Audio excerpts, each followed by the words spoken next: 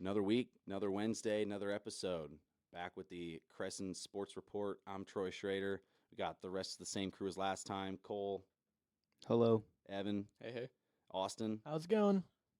We're back, episode 2. I know last time we talked a lot about World Baseball Classic, college basketball. The NCAA tournament's through its first weekend. World Baseball Classic is now over as of yesterday. More football moves are happening, but we got a lot of time. Gonna focus mainly on the first two. So, Austin, you watched the game yesterday? I actually did not know, but I heard it was a great game. I was working on a group project, so I also was not able to watch it. I watched the first inning and a half, or 2 innings. My apologies. I did see Trey Turner go deep, so that was pretty sweet. He was just going absolutely ballistic, kind of unreal to see because it's like as a Dodgers fan, he's just a stud in the regular season for us the past 2 years. Playoffs come around, sucks. Then moments gets big in the classic, and he just keeps going deep. I think he hit 5 bombs throughout the entire tournament, which is unreal because they played, I think, 7 games, and he batted over 300. 2 hits yesterday. He just hit the shit out of the ball. But congrats to Japan. Shohei went crazy. Got that last strikeout on Mike Trout. That pitch was absolutely filthy. Like, my goodness. That was one of those, I could watch that on loops. If you saw that pitch sequence, he went with 3 100-mile-per-hour fastballs and then immediately just tossed Mike Trout up with a slider. Like, it was beautiful. In both the first 2 fastballs that Mike Trout swung through, center cut right down the middle. Next pitch, or the last pitch, slider starts right down the middle, breaks low and out. Mike swings right through it. I think the stat, I've got it on my phone. Hold on. Let's take a look. I believe I screenshotted it. Yes. Mike Trout has swung and missed 3 times in the same plate appearance, only 24 times. He has had 6,174 MLB plate appearances, and Shohei Ohtani just did that to him yesterday to win the championship. And to think that the Angels are going to be mediocre for another year. Like, Yep. yes. I think quietly they had a fantastic offseason. Like, I won't lie. I mean, don't get me wrong. They're not by any means like, oh my God, the Angels are going to win it this year. Like, they made all the right moves. But Patrick Sandoval is good. He had a great World Baseball Classic as well. He's named to the All Classic team. Reed Detmers is someone that got rolling towards the end of the year last year. He signed Tyler Anderson, All-Star with the Dodgers last year. It was kind of like a delayed breakout, so I don't know if he's going to maintain that same level of success, but I think that was a very good signing. They added some depth pieces. You got Gio Urshela, got Brandon Drury, who, again, delayed breakout. I'm not sure how much stock you put in those guys, but I think they're still starter-level, good players. I don't know if they're Drury and Tyler Anderson are just going to keep being all-stars, but, Rendon's back. Hopefully he can go back to being his Washington Nationals self, but everything he's shown in the Angels, I don't see it happening. Hunter Renfroe, good signing. Taylor Ward, solid. I think they've got an extra 2 to 3 pieces in the lineup at least this year, maybe some extra bullpen guys that I think should be solid. But And no disrespect to any of the players you mentioned, but as you're reading off that list of who they signed, it sounds like they're going to have a great start, like 25-10. You're going to be like, oh, the Angels are going to be different. They're finally going to make the playoffs, and then they're just going to fall off the cliff like they do every single year. And you'd be like, why did I expect anything different? yeah, that's true. I feel like normally the Angels add one guy, and it's like, wow, that one guy should do something for him. Like last year, didn't address the lineup whatsoever, signed Noah Syndergaard. You're like, wow, Noah Syndergaard was good. He's hasn't been healthy in a while. Maybe he'll be good, and he can be big for their rotation. They trade him at the deadline. Team falls off an absolute cliff. Like I think the Angels are we playing their absolute asses off because they know that this is a make or break year, and if they don't at least make the playoffs, Shohei Ohtani is for sure gone. Yeah. And honestly, wouldn't mind him leaving. As a Dodgers fan, I know a lot of speculation about him just going cross town. I'd love to see it, especially since we lost a lot of our players this year. Didn't replace him with a huge star like we always seem to do. The fans seem to just expect, like, okay, which players the Dodgers get in this offseason? And we only added a few, like David Peralta, traded for Miguel Rojas, signed Syndergaard, just a few veteran deals, nothing insane. But I'm hoping that it's a save-up money deal for Shohei. Not to crush your dreams or anything, but you know who Shohei's best friend was the whole World Baseball Classic? I'm just saying, Lars Nootbaar gonna bring Shohei to STL. We can book it. that would be crazy. Don't. Oh my gosh, people back home would go absolutely wild. And the Cardinals, like, don't get me wrong, not really a huge Cardinals fan. St. Louis has the best fans in the sports. Yeah. Like, I think that is a huge draw. Like, Shohei's looking like, okay, where can I go to a team that's good? Because the Cardinals are always going to compete. Feels like every year they have a roster that should not be that good, and they way overperform. And then you add a superstar like Shohei to the mix, and then you also have the best fans in baseball and an ownership that's willing to spend. I think that is willing to. I was gonna say I don't think they're not not like willing to that's spend willing like to spend. like that, but like they're willing to do what it takes to get Shohei. I think anyone is. See, I agree with you there, but I don't like Shohei's going to get paid. Don't get me wrong, and I just don't think the Cardinals will be willing to spend that much. Like you say, willing to spend, and I somewhat agree with you, but not Shohei level money. That's fair. Yeah. That's But fair. can they get him there because it's a super franchise? Like, can they get him there because they've had a lot of success in the past? They've got a great organization. They've got great fans. I think All Shohei that kind of stuff. Would he maybe take a little less to go win? Whereas if he stays in LA, you got the massive market of LA. He's going to get paid insane. Or he could go to New York, which obviously New York's good too. But maybe he decides to go to maybe one of those smaller market teams, but gets great success and kind of does like a Giannis thing. I mean, the only thing that I can hope for, and listening to a podcast earlier today, they mentioned it. The Angels are coming to St. Louis because, the new schedule, you're playing every team now.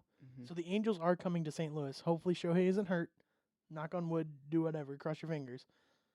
That would be a great opportunity for, like, Lars Nootbaar to show him around St. Louis and be like, here's what you could have. That is kind of the only hope that I think the Cardinals have of maybe signing Shohei. Other than that, I'm not really, confident in that we'll get him. Yeah, I think that the Cardinals will throw their hat in the ring and be like, you know what, hey, guy, like show the fans, and be like, hey, we're pursuing these all-stars and these mega-star players that you want us to. But I think Shohei has shown how important winning is to him. So I think it's definitely possible that he takes a pay cut in order to go to a winning team. Like, don't get me wrong, he could go to a fantastic team already and make way more money. But I think that Shohei is more concerned about fit. I think he knows he's going to make plenty of money in his career, that it's not like number one on his priority list. And that's kind of just circling back to what we started this about in the World Baseball Classic. That is his first, I think, experience of a playoff experience and that winning experience. Obviously, winning the championship last night. So you're right. That means a lot to him. Yeah, and he's made good money with the Angels, and he's already, and he told him, like, it's not even about the money. He told him, like, if we don't start winning, I am gone. So he's a very competitive player, and he knows that. But as a two-way player, I mean, you impact the game a lot, obviously, because you're doing what no one else does, but it also opens you up to more injuries because sometimes training staffs don't know how to handle you, considering that you were a unicorn on the field. But I think Shohei knows that sometimes there's a chance that his prime window is not as large as some other people. I would love to see him play for 20 years and be insane, but he wants to win now, and I can't say I blame him. But speaking of Lars Nootbaar, did you see how much of like a megastar he's become? Before the World Baseball Classic, he had, I think it was March 1st, he had 65,000 Instagram followers, and since the Classic has been done, he now has like 655,000. Yeah, that's what I was going to pull up when you mentioned him. Like, he is a legend, and yeah, I'm not shocked because he has that personality that was like, oh yeah, he could definitely be known worldwide. He's got the name too. Yeah, Nootbaar, yeah. Just waiting on that candy bar. Mm-hmm. That's all we need. But no, I'm not surprised at all. Yeah, it like baffled me because it feels like baseball players just do not really get the like the amount of recognition I guess they get, like they deserve social media wise. Because I mean, you got some players like in the NBA and the NFL that get a ton of followers, and it feels like you've got guys that are just huge in baseball and then they have like 20,000 Instagram followers. It feels like no one cares. But this is also something that talks about World Baseball Classic, I guess, more about like recognition. But I know a lot of people weren't fans of the Classic, especially Edwin Diaz getting hurt. It just, a lot of people came on social media being like, this is why they shouldn't play this. This is why these all-stars shouldn't play in these types of events. It just opens up injuries and all that stuff. But the thing is, like, you can get hurt in spring training too, so I don't get what they're talking about. Do they want no spring training too then? I don't know. And the thing is, Like, Brandon Nimmo even came out and said about it, like, I would rather play my spring training because it's not me. It's not about me getting hurt. I'm still just getting ready for the season. And then Brandon Nimmo has to get carted off the field sliding into second base. Like, And- obviously, prayers up. Hopefully he does well this season if he's able to make a comeback. but he was the one that made the point, and then he was the one that got hurt in spring training when he was talking about the stakes being low and it's just about getting ready and preparation. Yeah, but to be fair though, like he said, it's where like playing spring training is more about getting ready for the season. But technically, aren't you still getting ready for the season by playing in the World Baseball Classic? Because you're Exactly. still playing baseball. And like people said, like this, there's some 21-year-old pitcher from Japan that Roki everyone, Sasaki. yeah, they're saying he's the best pitcher in the world, like easily. So if you're playing against him, that's better than anyone in the MLB. That's getting you more prepared, is it not? Yeah, I mean, I know that these players are all about their, like they have a bunch of different routines. Like everybody's different. Some people are superstitious. Some guys are just like, let me just swing and I'm good. But I don't see how you being on the fifth field in buttfuck Arizona and you're hitting off of some single A pitcher compared to when you're hitting off of Shohei Ohtani in front of thousands of people. I don't know how you playing in spring training gets you more ready for the season than it would playing in the World Baseball Classic. And plus, in those spring training games, I guarantee since they're trying to get so many people like at bats and like ready to, you're probably if you're a superstar player like that, you're probably getting pulled in the fourth or fifth inning. You're not actually playing a full game. In the WBC, your star players are playing the entire game until you need like a substitute very, very late. Yeah, I know that at first Mark DeRosa was really trying to get everyone preparation like it was spring training, but then Mookie Betts told him, like, man, it's just like it's the World Series. We're playing to win. You play the best players, which to an extent I'd agree because obviously all those players are there to win. You want to bring it home for your country, but then you have some of those guys that are on the bench that kind of make them think, like Bobby Witt Jr. got like 3 plate appearances in the entire thing. Like, what makes him be like, I'm going to come back in 5 years after he got no playing time the year before? Like, he is seeing no live at-bats in games. He's just seeing batting practice and, like, pitching machine.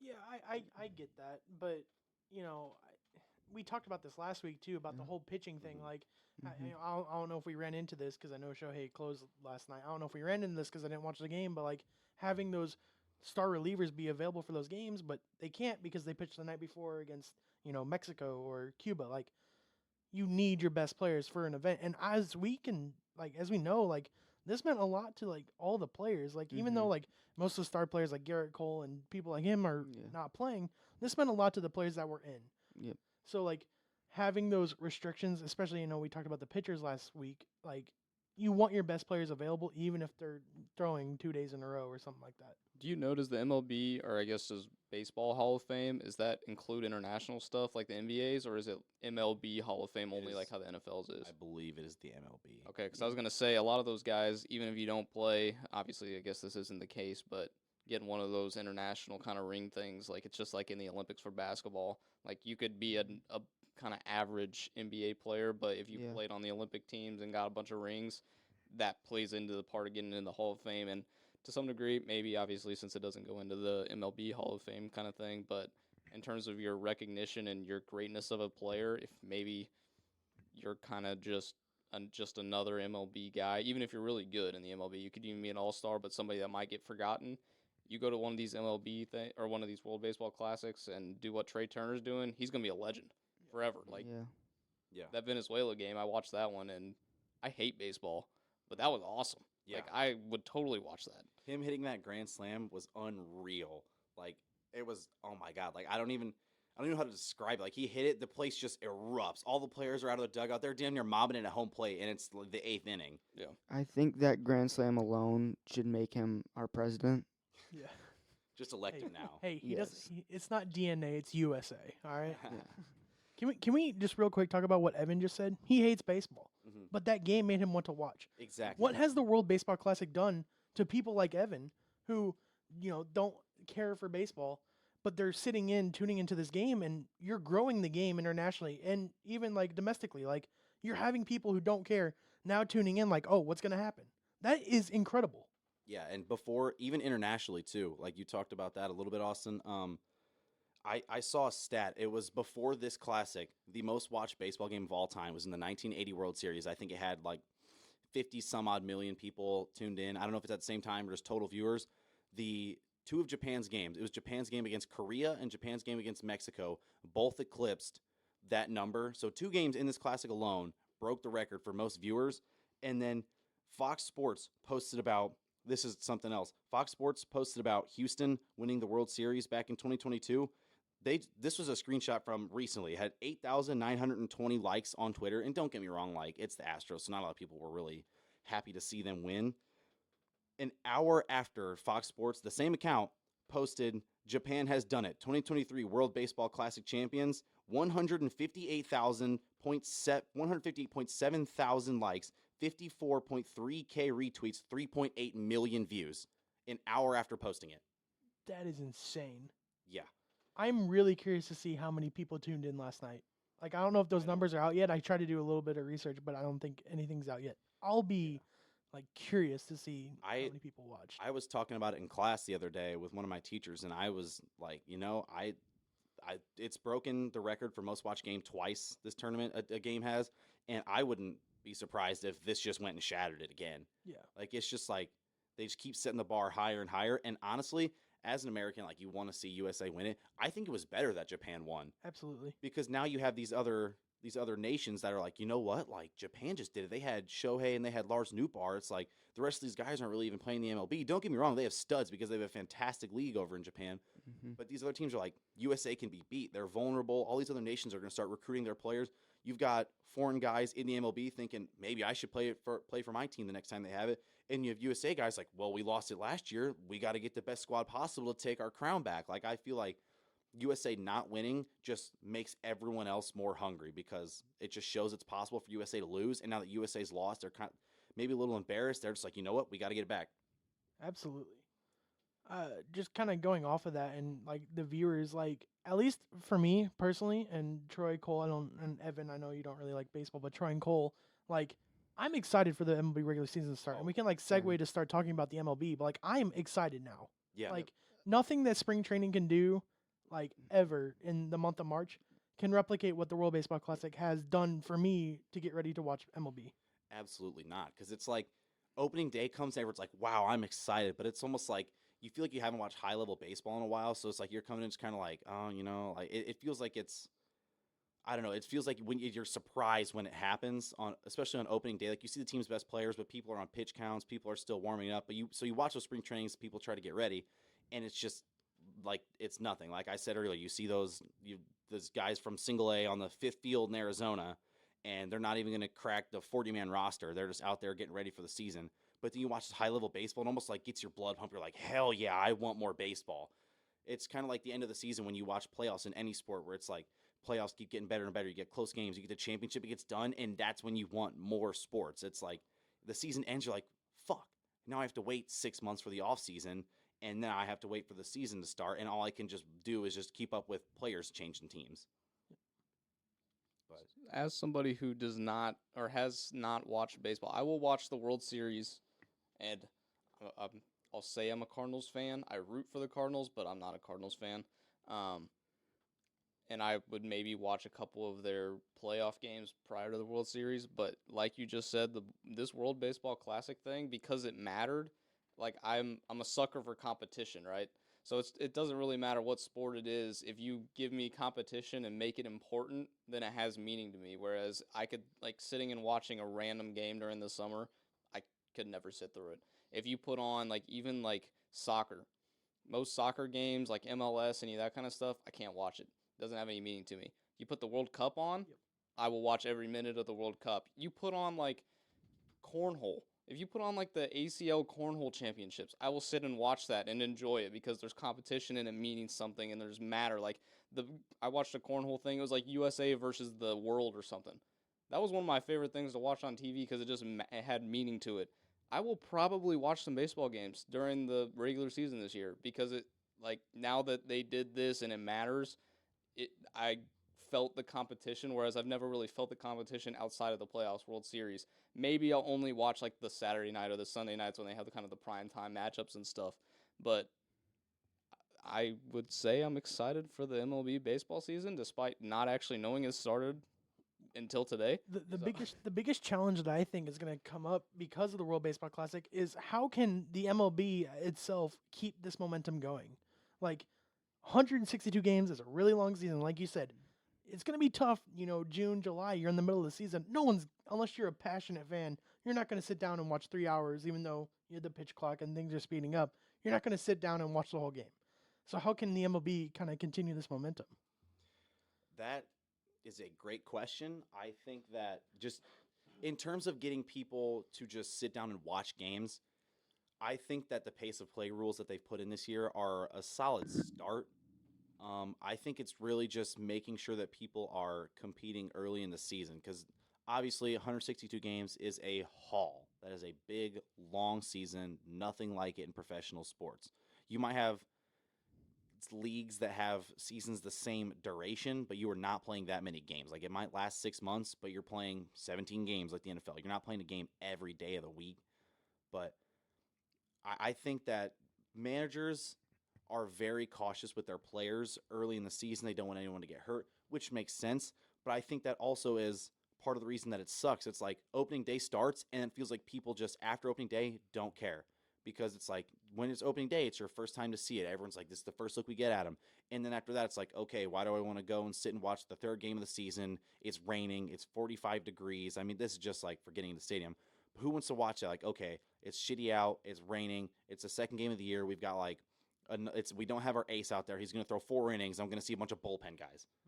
Like, I mean, the lineups aren't super, like, they don't change super early because the wear and tear is not really on these star players yet. But say you're into, like, April, like, you're mid-April, these starters are still building their pitch count up. You're starting to see fatigue. You've got a rest day from a starter. You've got, like, 4 backups in. Your 5th starter in the rotation comes up. He throws 5 innings. You have a bullpen game. Who wants to watch those last 4 or 5 innings if it's not a competitive game? I fully agree. I mean, I don't know that. That's probably a great explanation because it gets kind of predictable. You're right. You have your ace, your first and second games of the week or whatever, and then you're just like, okay, we got. I don't want to say a no name, but you got a okay starter, and then he goes 5, and then you have to go through your bullpen. So you're right. Yeah, I saw this on Twitter today, and I kind of wanted to open it up and see what you guys thought. But people said that the least amount of games possible in a regular season is the best because you see the MLB playing 162. Getting people to tune in for those 162 is a difficult job. You see the NBA playing 82. 82 is kind of long. You see some games on like a Tuesday night where you get Pistons Hornets. Who gives a shit? Yep. You got the NFL. Don't get me wrong. You talk about like you see a game where it's like Texans Saints, like not a good game to watch, but you're going to watch it because every game matters in the NFL. 17 games, you play once a week. It kind of like you get your fix in. You're like, after 4 or 5 days, you're like, damn, I haven't watched football in a few days. I kind of want to watch this. And then it's one of those like you lose this game, like that sets you off. You lose a game on a Tuesday in July in baseball, who cares? No one gives a shit. Like you can make up that easy. But it's the shorter the games are, I fully agree that it just matters more. But you can't make everyone too short. Like what do you guys think? Yeah, I mean that was my point. That you just like for MLB, NBA, and even NHL, you can't make it shorter than it probably is because like then I feel like you're just losing the impact if that makes sense. I can't really describe what that impact is to be honest, but I feel like it's losing that kind of. I don't know what the word I'm trying to say is, but I just feel like it loses that. Evan, you were shaking your head. Like the tradition of it. Yeah. Yeah, so I get that.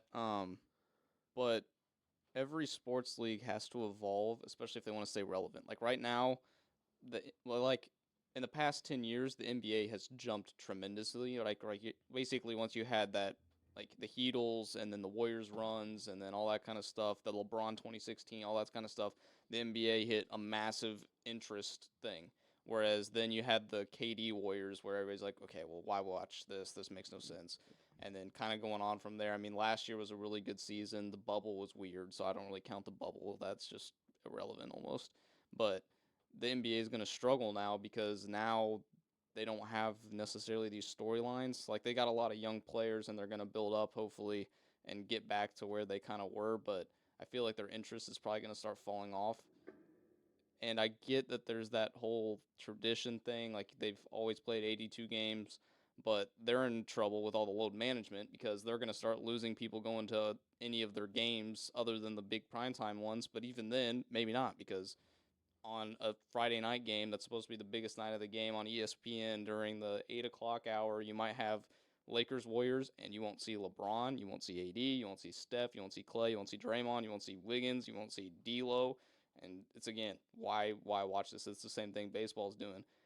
So I know that you want to keep the integrity of the game and kind of keeping the tradition of those long seasons, but if you cut the games down, and that's the thing, you can just stagger the nights. So maybe like everybody has one favorite team, but they have another team they really like, and they have another team that's super interesting. So if you just stagger the games, you could cut it down by even a third. I think the NBA should cut down to about a 60-game season. MLB, since I don't watch baseball, my opinion probably doesn't matter, but I feel like you could probably cut it almost in half because they play almost every single day, so you just play every other day.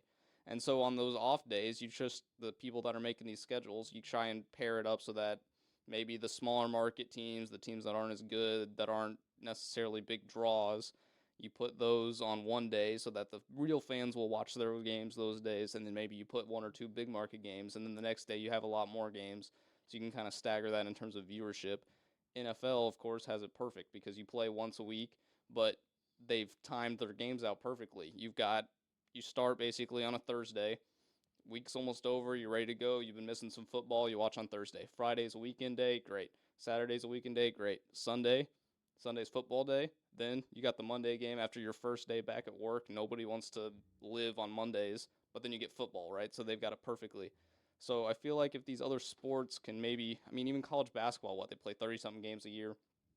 Every game still will matter towards the end, and so that's the thing. If you make every game matter, you're going to boost your viewership. And, like, when I look at NBA and MLB at least, the stadiums are, like, never filled. Like, they fill them up every once in a while, but, like, especially, like, midday games for MLB, there's, like, a couple hundred people there. Yeah. It's like there's no way opening up the stadium and playing this game, and, like, it can't even be fun for the players. Like, there's nobody there to watch you. You're just playing a pickup game. Like, spring training gets more people to come watch than some of these middle-of-the-season games. So why, like, I understand why they don't want to cut the weeks down or cut the games down, but I don't really see that much of a disadvantage, especially when you got guys that need rest. Obviously, MLB, you got pitchers that kind of need certain amounts of weird days off or how many pitches they throw, that kind of stuff. You're going to throw all of your best pitchers more, which is really going to hurt the lower level guys because then they don't get a chance, right? Because there's not enough games for them to get any playing time because you can play all the best players.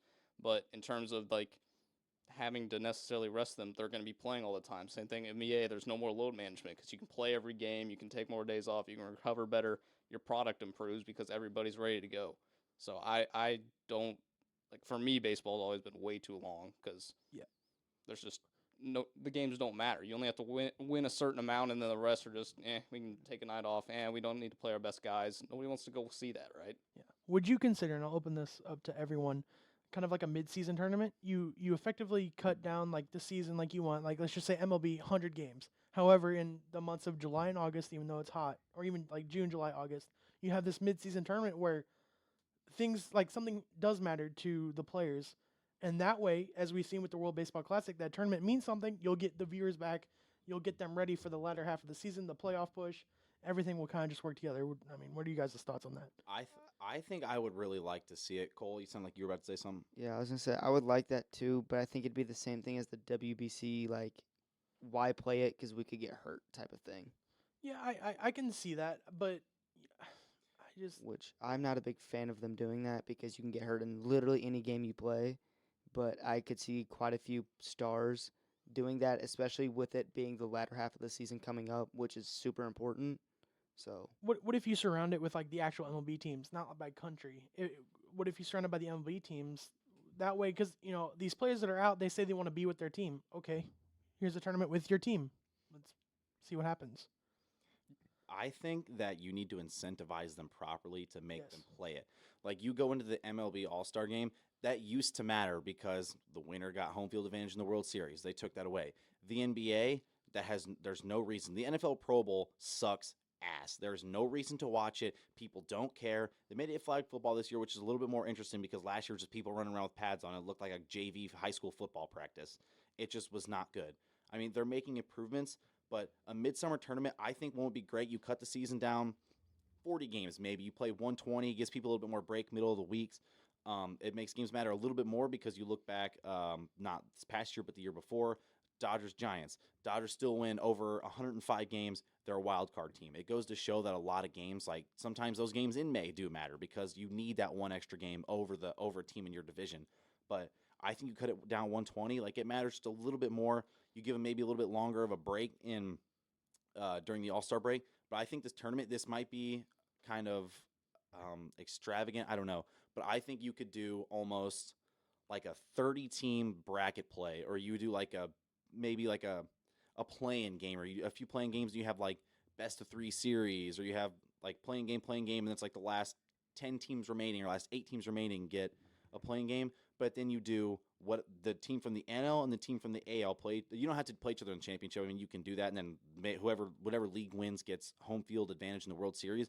But I think that you could do seeding off of it. Say like the NL Central, the Cardinals win the NL. The NL Central gets the 1 seed in the playoffs. I mean, that might be a little extreme, but it really gives you something to play for. It's not just like, oh, guys, let's play some extra baseball just so we can get people to watch. If it's just a tournament and there's no prize, I think you run into the same problem that it's not competitive. People don't care. Fans don't care. The one thing with what you just suggested is how long would that take, though, to do all of that? Because that sounds like quite a while. I think it probably wouldn't last more than a month. I wouldn't stretch it out longer than it needs to be, because then you get into that the regular season. We're just drawing it out for no reason. I mean, you got to think. You have 30 teams. You do some playing games to get into. You do playing games to get 16 teams. Then after that, say you do a series for the Final Four. So you do a playing game to get to the 16 teams for the first round. You do a 1-round game for the 16. You do a 1-round game for 8 teams. And then you have 4 teams remaining. You do best of 3 series for both games. I think that you could realistically get that done 2 weeks, 2.5 weeks. Because, I mean, you got to think. You start on like a Monday. You do half the playing games one day, half the playing games the next. And then it's like you stagger like the March Madness. You do half the playing games, and then those playing games that or the teams that played 2 days ago, now you play your first round game in the round of 16. And then the same thing happens. It's like you get a 1-day break in between games. You're playing, and you get maybe there might not be like as big of a weekend break like March Madness, but maybe you get an extra 3 days off in between like the round of 16, round of 8. And then you get into the Final Four, you play 2 of 3. You have like game, day off, game. And it gives you a little bit of a break in between the series, but you're also playing it quick enough. And then maybe even at the end of it, kind of like it makes me think of like a baseball party at the end of the year for your team, like whenever you played when you were younger. But it's almost like after the tournament's over, you have your All-Star game. You have like right after maybe like day of the championship, you have kind of like the All-Star game. Like you have All-Star weekend, you do championship game on Sunday. You've got like the home run derby. You've got the All-Star game on Saturday, tournament championship Sunday. That's a good idea. Yeah. I think that could work. Yeah. I guess. Obviously, if only. But Yeah. we're explaining this out. Might as well just send this episode to the Exactly. LB offices and Seriously. be like, hey, here you go. Here you go, Rob Manfred. Get something right. Yeah. But like I think every league that does a lot of games should have these mid-season tournaments, because honestly, you just have to find the incentive to make the players want to do it and care about it. The fans are going to watch the mid-season tournament because of the mid-season tournament, and I think I liked your All-Star thing, but I also wonder like if you just set it up where it was like a couple weeks, whatever, you do your tournament, then give the players a week off. Tell them go on vacation, refresh yourself. Fans focus on something else for a week, and then it's just like after the NBA All-Star break. I know everybody, like, as soon as those first couple of games right after the All-Star break, everybody's ready for them because those teams got rejuiced. They're ready to go. It's time to start the opening stretch, and it's basically like for the beginning of the season again where you really care, you're really invested. So you have your big tournament, then you have a week off. Everybody wants baseball to come back after that week because everybody's ready to go, see if rivalries happen during that thing, any of that kind of stuff. That'd be great. But again, it's really hard to incentivize for players and stuff because you can't, like, I did like your idea. Whoever wins that division basically gets their team to have home field advantage kind of thing.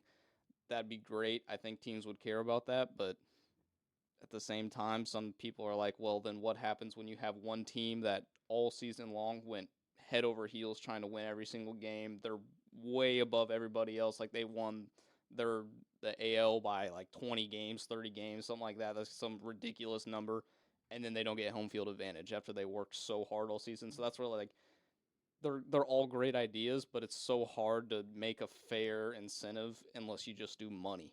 But these guys make so much money, it doesn't matter. So you just have to find some sort of something that they'll want enough to really care enough to play. Because at the end of the day, if you just put one in for money, half the guys are going to sit out and be like, well, shoot, now I'm just going to rest. Exactly. If you put it in for money, you run into the same problem as like the NBA. For example, you get in the home run derby, you get money for winning the home run derby, you get money for winning the dunk contests. Like Mac McClung won the dunk contest this year. Don't get me wrong, Mac McClung had some good dunks. But who the hell was like, you know what, guys, I want to watch a G Leaguer win an NBA All-Star competition this week.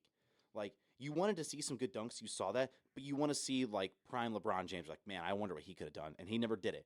You see the home run derby, you see guys that hit absolute moonshots. It's not as big of a problem in the MLB, but, like, you got Pete Alonso, who's on a rookie contract, playing to win an extra $500,000 or $1 million. Like, you put money in it, the players that are really good and you want to see in it, they're not going to care because they're already making the money they deserve. They're like, one extra $1 million, I can wipe my ass with that. Like, they don't care. What was I going to say? Back to the scheduling. I think that the NBA and the NHL, I don't really know how the NHL, like the teams you play, I'm pretty sure you play every team in the NHL in the season. Yeah, right? so Yeah. the way it works is that you play the opposite conference, the teams in the opposite conference, you play them twice, once I at thought. home, once at away. Okay. And then you play the teams in your division more, like I think it's 4 times, 2 at home, 2 and away. And then the teams in your conference, but in the opposite division, you play them 3 times, and it alternates like this season, like let's just say this season the Kraken played 2 games at home and 1 game away. So next year the Blues will play 2 games at home and 1 away against the Kraken. That's how the Okay. NBA is too. I'm pretty sure. Yeah. That's how like the seeding. That's how they make sure like with ties and stuff, the tiebreakers count against those other teams because you only play 3 against your same conference. That's what I thought. I like that. I think you could cut it down a little bit more and maybe like enough that it's like you cut it down 29 games and you cut 1 game out from every team that you play. But the MLB, you have a season that's so long, but for what? You play teams in your conference. You play one other team in the opposite conference. Once they start introducing interleague play, I think it's going to be a little something where like teams you don't really see. Like you see like Dodgers Athletics. Like you know the Dodgers are going to lay the smackdown on the Athletics, like especially this year because they're terrible. But you never see that matchup. And I think that you're playing 162. It's like, okay, time to play the Padres for the 35th game this season. Like at some point it gets boring. Like you want to see, like even if you're a Brewers fan and you're like, you know what, I want to play the Yankees this year. Like, do you think you're going to win a series? Probably not. I mean, yeah, like both teams are good. Each team has like a pretty decent shot, but it's something that you just don't see. It's like you watch your team play the Cubs, you watch your team play the Cardinals, play the Pirates. Like you see all those games that you're just like, man, I'm getting kind of bored. And it's just the same repetitive thing over and over, and then it feels like the games don't matter. I think what the MLB needs to implement is what the NFL does with their scheduling. Like, you only play the teams in the other conference one every 4 years. And I think for the MLB, they need to do the same thing because, like, that would cut it down, like, a lot because you got to think, like, the Dodgers are going to be playing a team like you said, the Athletics. That could be a 4-game series. You get rid of that. That's already 4 games down the drain, and you haven't even looked at the rest of the teams and the amount of, like, series that they have against the Athletics. Yeah.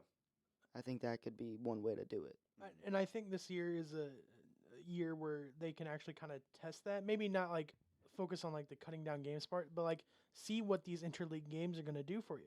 Like you said, the Dodgers and Athletics, okay, that series sucked. Like viewership was down. Like no one really cared because, like you guys said, Dodgers are probably going to sweep that series. Like don't get me wrong. Yep. So I think that's where that can come into effect this year, where every team's playing each other.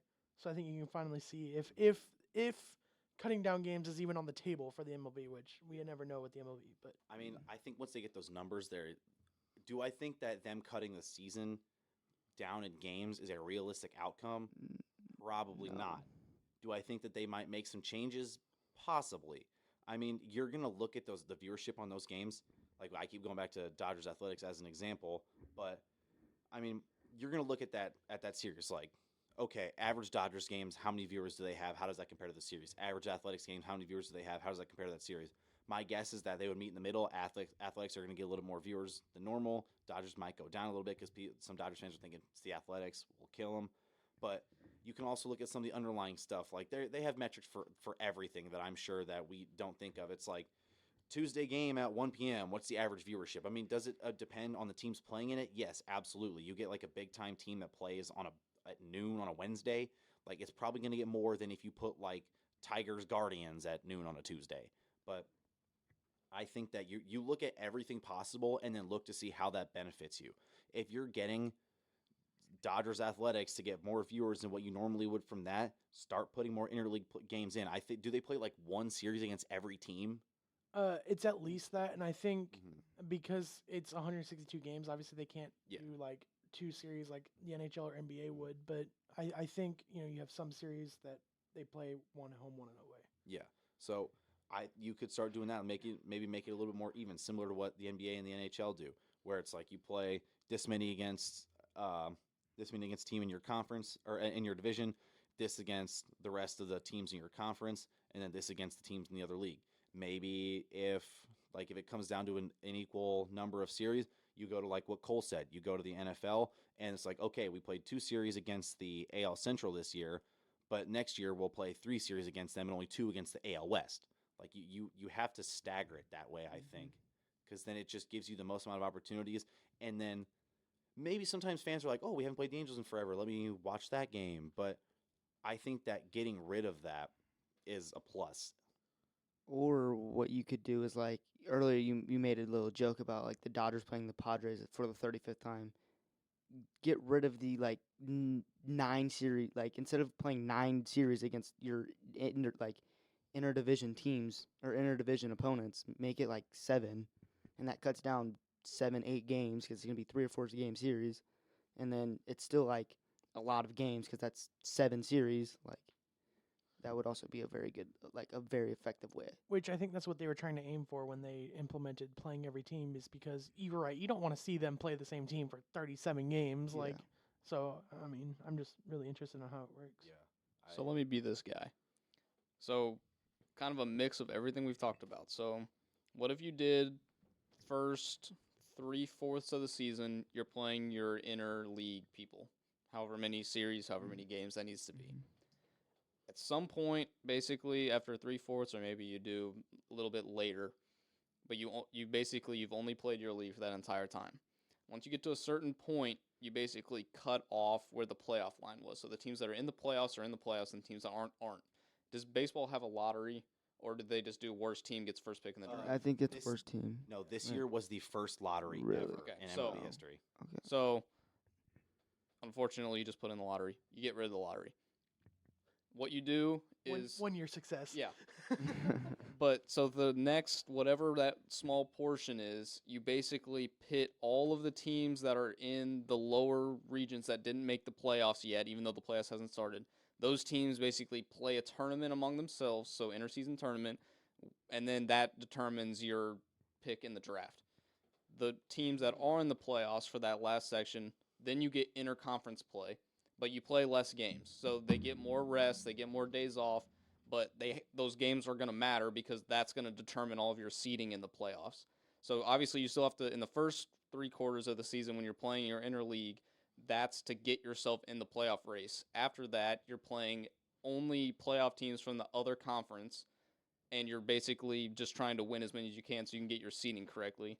That way you still get to see those other teams play other teams. It's less games because you cut off, maybe you only play like 3 games a week during that series or that kind of time thing. So then you still get the interleague play. And then right after that's over, you just had an awesome, and maybe you do like a week of the interleague play, and then the next week is a week of the tournament play for the draft kind of stuff, and then the next week you play another week of the inter-tournament play, or you could stagger it day by day, that kind of stuff. But that's going to stimulate a crap load of interest, and then basically once that's over, you got the playoffs right after you just watched the tournament of the worst teams to get the draft stock. I've thought about that in terms of like the NBA forever. I thought they should always do 2 playoffs. You have a playoffs that matters, and you have a playoffs for the worst pick in the draft. That's of course, obviously, that's never going to happen. But I like that idea for a lot of reasons. I just kind of want to play with this idea because it is interesting. But how are you going to reward like the team that missed the playoffs by 1 game by giving them the first round or the first pick overall?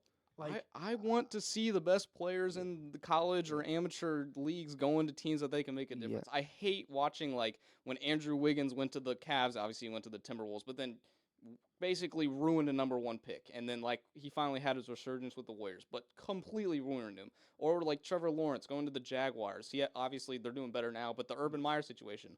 Everybody thought Trevor Lawrence was a piece of crap because he couldn't do anything on that crappy team. I hate when the best player goes to the worst team. Now, granted, it's going to keep some teams down, but play your butt off instead of it relegates tanking to one degree. That's So you can't tank anymore. Yeah. Okay. I think that you have to stagger it. You can't be like, okay, if you lose your first game, you get the 14th pick. What they have to do, I think you still hold a lottery, but you still hold the tournament as well. So what you're going to do is you play the tournament out, you get the championship game, you get a 3rd and 4th place game. Whoever wins the championship gets the first, loses in the championship gets the second. You win the third, you get the 3rd pick. You lose in the 4th, you lose and get in the 3rd and 4th place game, get 4th pick. After that, the remaining 10 teams, you run a lottery, then you can run for the 5th pick, because then it gives, like, it might reward teams for that just barely miss out on the playoffs, but at the same time, people construct their rosters differently. You have the Hornets that are absolutely terrible. They're built to lose. Like, they might have LaMelo Ball, so it's kind of enticing. We're like, okay, like, we're going to be entertaining enough to watch, but bad enough so that we lose. So when we add a player, like, we should be solid because we've got 2 studs on our team or whatever. But then you go, like, they're trading away players at the deadline just to make their team worse, to lose more. They're not going to do that. They're going to be competing for every signing. Every game on, like, a Wednesday night when they're playing a team, like, oh, we have no business beating them. Who gives a shit? Let's just go out there and try to put on a show. Like, this isn't the fucking Flint Tropics. You're playing to win basketball games. You're not playing to entertain people at halftime. Like, I think that if you make tanking just completely irrelevant, teams every single game is going to start mattering. And that's kind of, that kind of goes into how do you make the season interesting. If you make all those games matter, maybe LeBron doesn't sit out that game on a Thursday night against the Pistons. Maybe he plays that game because, my team needs this win.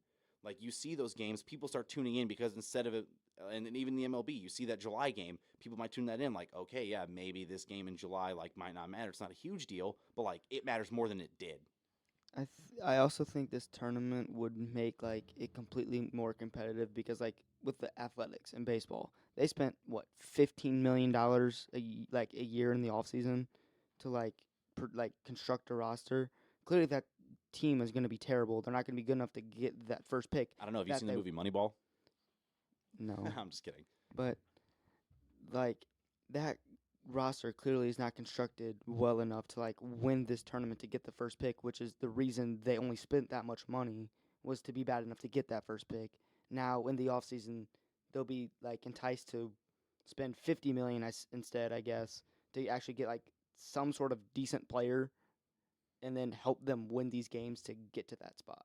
I'm telling you, we just gotta send this episode to the MLB front office. Like, All of them, honestly. Yeah. Adam Silver, Roger Goodell. What's NHL? Is it Gary Bettman? Gary Bettman. Gary yeah. Bettman, Rob Manfred, all of them. You know what? Just on their doorstep tomorrow. It'll be a nice little package. We can give them a fruit basket, whatever they want. We can give them like a edible arrangement. You know Just what, making guys? sure it is March 22nd, 2023. So if they do this and they come out with this like after a couple days, we did it first, so we want our money. So Yeah. Yeah, tell 'em to exactly. Bring me my money. Exactly. For real. Just pay off my tuition. Yeah.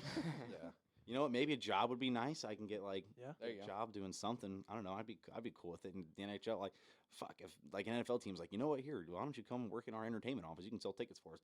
Sure, I'd love to get paid to watch football. Yeah. Like, it's a dream job. I'd love that. So, a little disclaimer: this episode's gonna be split into 2, episode 2 and episode 2.5. Tried to upload it together, and the file size was too large.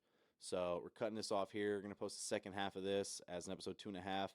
But real quick, just want to let you guys know to follow all our socials. Crescent Magazine on Instagram. On Twitter, we're Crescent Magazi1, CRESCENTMAGAZI1, Crescent Magazi1. And on Facebook, we're UE Crescent Magazine. Definitely follow the Instagram. We're super active on it, posting a lot. So if y'all would do that, really appreciate it. Peace.